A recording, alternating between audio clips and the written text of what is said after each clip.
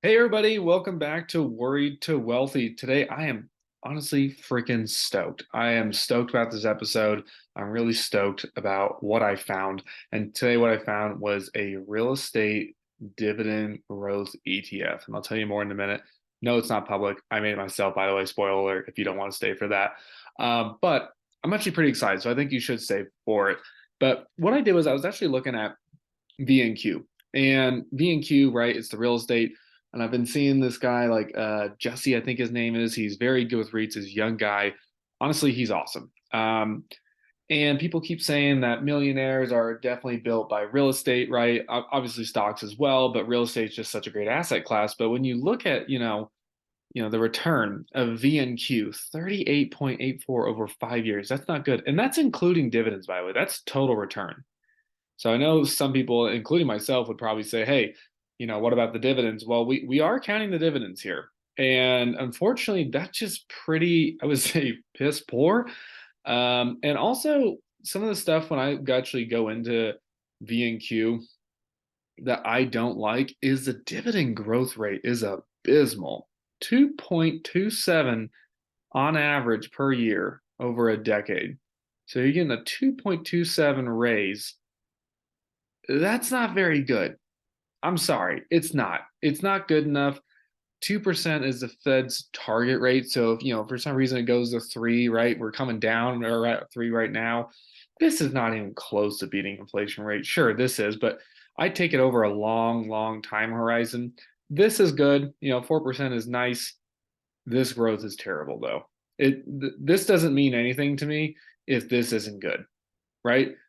I don't care if the yield is 10%, but if the growth rate is, let's say, zero, well, that's not really going to help me, right? Because in the long run, inflation is going to eat more and more into my buying power, and then I'm going to have to find something else. So, with the long, long vision in mind, I decided to come out with something of my own. I actually went into VNQ. Let me go up here for a sec. I went to VNQ and I literally looked at every single one. There's like over 100 holdings. And I went into every single one, figured out their dividend streak, and I figured out, their market cap, their dividend growth for 5 years, dividend growth for 10 years. And I decided to make my own VIG and DGRO, right? And so I put all these things in there. I put industry, obviously, right here. And what I came up with is a nice little ETF of my own. And that's all ETFs are. They're just a basket of stocks, right? So like, sure, when we buy an ETF, we're buying just one ETF and we think we're diversified, and we are. But it's the same thing as buying stocks, right? And putting them into a basket, right? Buying 50 bucks of this, 49 bucks of this. Now, of course, an ETF does all the organizing for you, it does all the rebalancing for you. But I figured I'd do it for myself for a little bit and see what happens. Because again, honestly, B&Q is the best, and the results are pretty dismal, in my opinion. And what I also found was really interesting. I think if you guys are ever as bored enough or as interested enough as I was very interested about this. B&Q actually holds stocks and REITs in there. It actually holds stocks like Redfin and Zillow. And there's more than I thought. I thought every single thing in VNQ had to pay a dividend because it's a REIT. Turns out, no, there's actually a decent amount of stocks in there and dividends in there, or excuse me, dividends, REIT stocks, whatever you want to call it, that don't actually pay any sort of dividend at all. So it's very interesting and very informative to like look in and see that. What I wanted to do is again create a dividend growth ETF for REITs. There is nothing like that out there. If there is, please tell me, because then I did all this work for nothing. Still very informal, or excuse me, informative. So if someone knows of something, please let me know. But otherwise, I'm just going to do this. I'm going to try it out. Maybe throw like $1,000 in it or something like that and see where it goes. But here's the ticker. Here's the industry. Dividend streak is how many consecutive years have they grown their dividend, right, without breaking it. So right here, there's yield, there's market cap as well. If you see any things that are point, right, that means they're millions. So this is like half a billion, 580 million. This is a 5-year growth rate of the dividend. This is a 10-year growth rate of the dividend. And then this is a 5-year total return price plus dividend. and this is a percentage of the portfolio. And these are all the websites down here. And you guys can go ahead, obviously, pause this, take a screenshot if you want to do more research. Again, I'm gonna tell you right now, I did not do any research on these companies. I do know some of them, right? I do know that these hold, telecom, cell towers and stuff like that. This is self-storage, like public storage, right? So, but I didn't do any research. What I'm doing is I'm building an ETF based off rules, not based off my research. So when I went down here, I said, here are the rules. It must be in B&Q to qualify. And then it must have increased their dividend for 6 or more years. I'll get into why I picked 6. The ETF is weighted based off the 10-year average dividend increase. Now, 6 years or more, they wouldn't have a 10-year average. So REITs with a shorter time frame will be weighted by their 5-year dividend growth and will not be weighted higher than a REIT with a 10-year streak. So basically, if you have a 10-year streak, but let's say, like, for example, Stag has been increasing their dividend for more than 10 years, but their 10-year dividend growth rate is abysmal. That doesn't mean they're last. They're just last in the 10 years. Let me just give you a visual. So over here, right here's the top. All of these are double digits, and then it drops to single digits, right? Stag is right here at an abysmal, basically nothing of a change over 10 years. Apparently that's going to change. I listened to a CEO interview. I didn't even listen to that, honestly. I listened to Jesse. But you would think if it's weighted by their dividend growth, this would be at the bottom. But again, with my rules, basically, this is above any single digit because this is not necessarily to beat B&Q. It's more for stability and income. And if I can beat it, great. I think I can. I mean, not really the goal. Now it's reconstituted annually in January to add drop constituents and rebalance quarterly. The goal is to provide consistent income with share appreciation and quality firms, hoping to match or exceed VNQ, and no REIT shall exceed 5%, no sector shall exceed 20%. So this is what it looks like. Again, it's just, okay, if you have a double-digit dividend streak, you're up here, and then you're weighted by your dividend growth. Obviously, if they're growing their dividend quite fast, that means that they have a lot of cash flow. And if they break it, then they're out. And, I want to reward managements that continue to increase their dividend quite fast, but also increase the streak. So with that being, and at the end of the day, I just think that companies that have a long dividend streak and high dividend growth rates are really good companies. And again, I don't know this. I didn't do any research. So please don't just copy this and think that I don't know why you'd think this, but I'm not the Warren Buffett of REITs. I don't think anyone's even thinking that. But please just don't copy this thinking I did a bunch of research on this.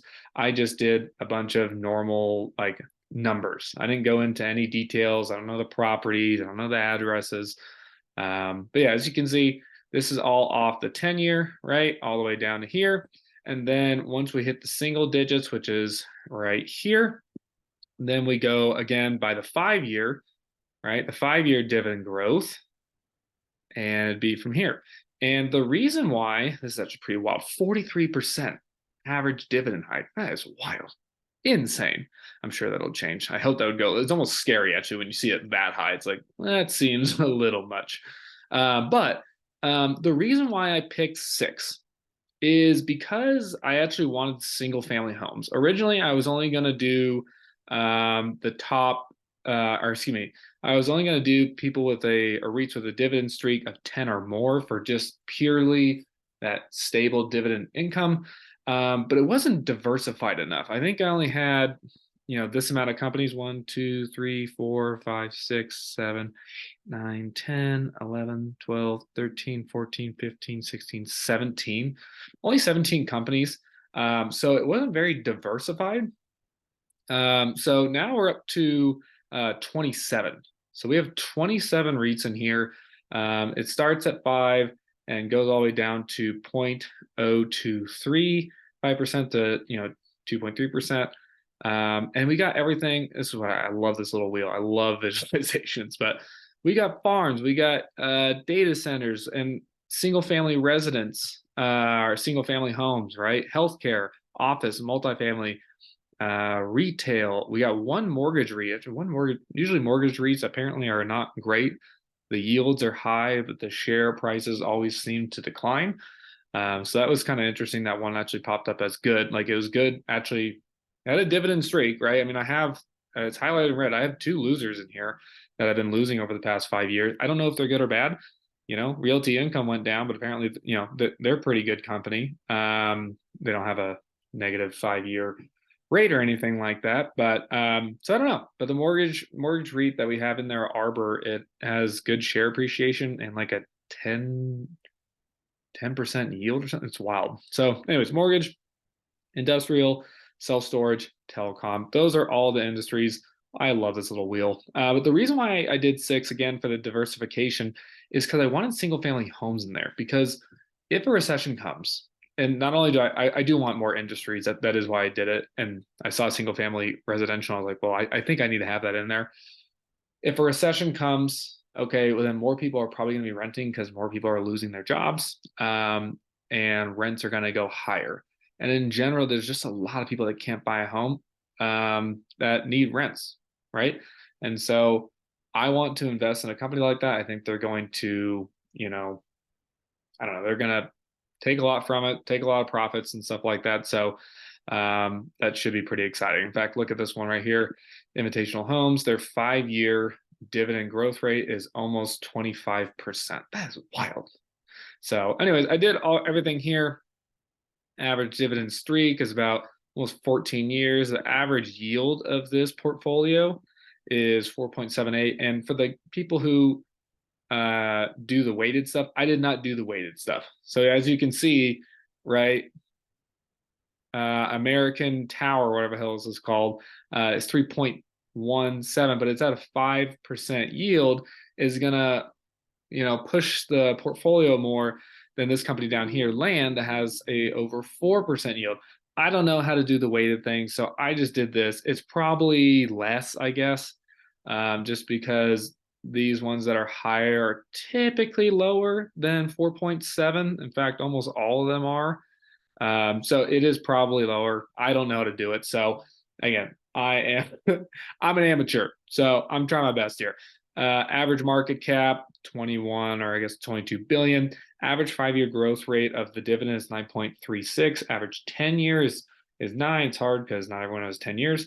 And then the average 5 year total return is 58.78. Now, what I want you to look at, we're going to look at this. So 14 years of continual growth. I don't know if this ETF will give that or not, but average yield, let's just say it's 4.5. And then the growth rate is 9 and 9, basically. And then the total return is 58. Now, when you go to VNQ, this is astounding. The 5 year, remember, if you want to go back in this video, was about a little over 9. The 10 year was like 8.97. Look at the stark difference between the two of these, right? And then we go to, the dividend streak, we'll see, it's an ETF, but this says 2 years, the ones that I picked, they've been 13 years on average. And then look at, what I want to look at is the total return. If you go to peers, I'll just break it for you, but the total return for VNQ over 5 years is 38.84.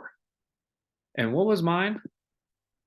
58.78. Now, do past returns equal future returns, right? No. I have listened to some REIT guys. I guess REITs are different, and if they've had good past returns, they probably will have good future returns. Maybe it's true, maybe it's not. I don't know. I don't know about REITs that much. What I do know is this portfolio would have beaten VNQ kind of handily, right? By 20%.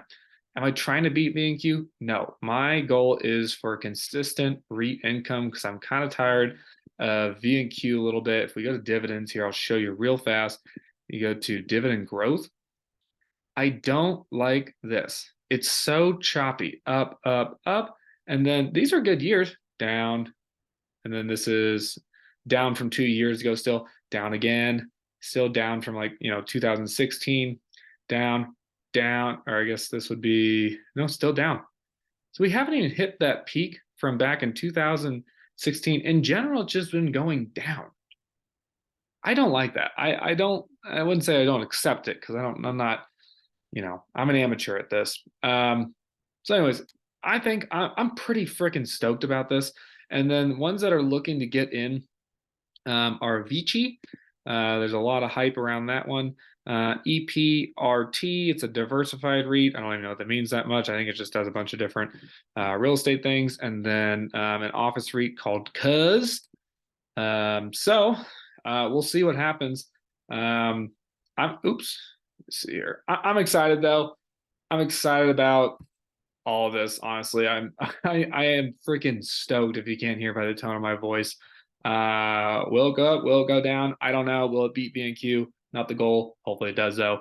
I'm excited too because this kind of scratches my itch of holding individual companies and getting a bunch of dividends throughout the day. I'm just very, very excited about that. Again, I have an ETF and through, right? I mean, if we're doing out of my net worth, this is 0.1%. So it's not like I am, overholding any holdings or anything like that. We're gonna be responsible, no more than 5%, like Kevin O'Leary does. So again, I'm super stoked. Go ahead and take again screenshots of this. You can, pause this video. You can look at this. You can copy it if you want, but again, I am not an expert. I'm just doing this off an ETF. Like, how does an ETF do it? They pick offer rules. Perfect. Well, I'm going to pick offer rules, right? So I'm picking some losers, I guess, so far. I mean, who knows? Maybe they're good companies with a bad rap. I don't know. I'm super, super excited though. So again, thanks for coming. I'm gonna put some videos up here that YouTube, I guess, probably thinks that you'll like. So thanks for joining the channel. Hit that subscribe button if you'd like. It does help grow the channel. We're at 23 now, which is pretty wild. So I help you guys, just look at investing at a better light. Look at all the stuff we're gonna own, guys, right? We got multifamily, we got office, we got retail, we got healthcare, industrial, with single family homes. I think I said self-storage already. We got a mortgage REIT here. Data centers, telecom. I don't even know if I said office and farms. I mean, what the hell? That's so cool. So, anyways, from worried to wealthy, from my office to yours. I hope you guys have an awesome day. Let me know in the comments if this was helpful. Again, subscribe. It does help the channel, and it's awesome. It's awesome to see that people are tuning in. So, until next time, talk to you later.